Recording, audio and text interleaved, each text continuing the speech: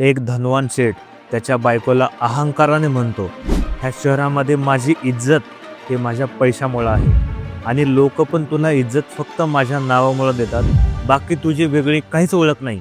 तेव्हा बायको म्हणाली, ऐका शेठजी, जर घरच्या लक्ष्मीने जर ठरवलं ना तर एका सेकंदामध्ये घराची इज्जत काढू शकते आणि जर ठरवलं तर आकाशापर्यंत सुद्धा पोहोचवू शकते. तुमची इज्जत हे माझ्या हातामध्ये आहे. तेव्हा शेठजी हसून म्हणतात, जर वेळ भेटला तर दाखवून दे. आणि त्या दिवशी सायंकाळी शेठजीच्या घरामध्ये त्याचे सगळे मित्र परिवार एकत्र आले होते आणि सगळेजण आपापसामध्ये गप्पा गोष्टी मारत होते. तेवढ्यातच तिथं शेठजीचा सगळ्यात लहान मुलगा रडत रडत आला. तेव्हा शेठ मोठ्या आवाजात म्हणाला, काय झालं, कशामुळे रडतोस? तेव्हा पत्नी म्हणाली, तुमचा मुलगा सारखंच खिचडी खाण्यासाठी मागतोय. आत्ताच पोटभर जेवण केला होता तरी पण सारखं खिचडी खाण्यासाठी मागतोय. घरातल्या बाकीच्या लोकांचा विचार करावा लागेल का नाही, का सगळे हे एकट्याला खाण्यासाठी देऊ? आणि हे ऐकल्यावर लगेच तिथले सगळेजण एकदम शांत झाले आणि ते लोक आपापसात चर्चा करायला लागले, एवढा मोठा धनवान शेठ आणि ह्याच्या घरामध्ये खिचडीसाठी भांडण.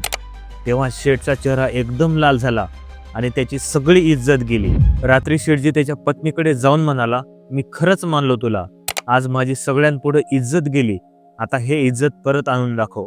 पत्नी म्हणाली, हे तर माझ्यासाठी एका चुटकीचा खेळ आहे, बस फक्त एक काम करा, सगळ्यांना उद्या परत घरी बोलवा. मग दुसऱ्या दिवशी सगळेजण परत एकत्र आले, गप्पा गोष्टी मारतच होते. परत मुलगा रडू लागला. शेठ म्हणाला, आता काय झालं? पत्नी म्हणाली, तेच खिचडी खाण्याची जिद्द.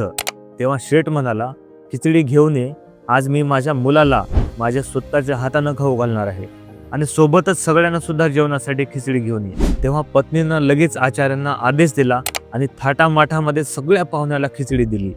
पण ते साधारण खिचडी नव्हती, तर त्या खिचडीमध्ये केशरचा एकदम चांगला वास, काजू, बदाम, पिस्ता, मनुके आणि त्याच्यामध्ये तुपाचा एकदम भारी वास. तर हे खिचडी नाही तर एकदम शाही व्यंजन होते. आणि हे बघून सगळेजण विचार करायला लागले, शेठजीच्या घरामधली खिचडी एवढी भारी आहे तर ह्यांच्या घरामधला जेवणाचा स्तर किती भारी असेल. आणि त्या शेठजीची चर्चा आता पूर्ण शहरामध्ये पसरली. मग शेठ आपल्या पत्नीपुढे हात जोडून म्हणाला, मी खरंच मानलो तुला, जर घरामधल्या लक्ष्मीने ठरवलं तर इज्जत काढू पण शकते आणि वाचवू पण शकते. त्यामुळे घरामधली इज्जत नवरा आणि बायको एकत्र मिळूनच बनवावं लागतं.